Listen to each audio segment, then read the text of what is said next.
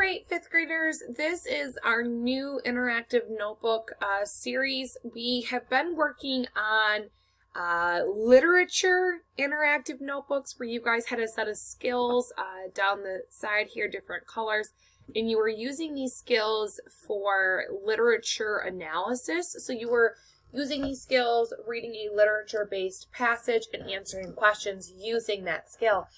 We are now moving on to informational passages. So we're using some of the same skills, but we're using it in a different type of reading format. We're using it for informational, nonfiction text. So a lot of these are going to seem, these skills are going to seem pretty repetitive, but a lot of these skills are used both in literature and in informational text. So if it's a repeat skill, I'm not going to be giving you guys an additional video tutorial on it. I just am going to do a quick review for you and then let you guys get started. So just reminding you that this is on inferencing. This first skill is at inferencing. And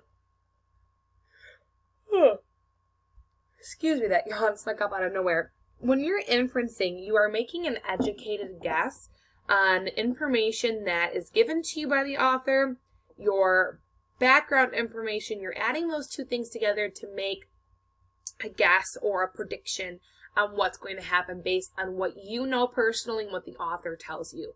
Sometimes when you're making an inference, the author doesn't come right out and say it, but you are connecting the dots to figure out what the big picture is the author is trying to tell you.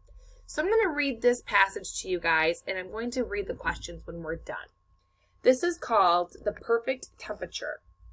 Roadrunners have a plethora of adaptations that help suit them for surviving the harsh environment where they live. Besides spending the hot parts of the day resting under the shade of a nearby bush or cactus, roadrunners also use adaptations to keep them from getting too cold at night.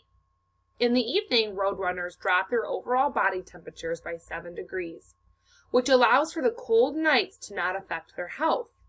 In the morning, roadrunners spread their feathers and show off their specialized skin. Their skin works as solar panels, absorbing the heat quickly to bring their body temperatures back up so that they can face the day.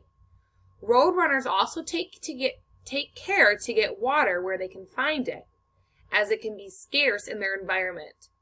These birds aren't too picky when it comes to food.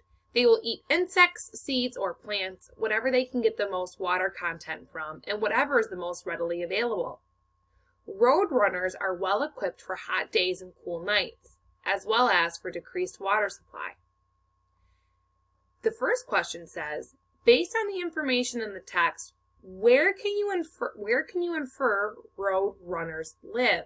So they described a lot about the environment of where roadrunners are using their adaptations at, but it never says, it keeps going to the wrong page, it never says where they live exactly. But you're going to use what the author told you and your background knowledge about the living conditions of a roadrunner, and you are going to state where you infer roadrunners live. And then second, it says what evidence from the text supports your inference. So what evidence are you pulling from this passage? You need to take specific words from this passage and state how you use those words to help support your inference. Okay? I'd like complete sentences. I know you guys are capable of it. If you have any questions, please don't be afraid to reach out.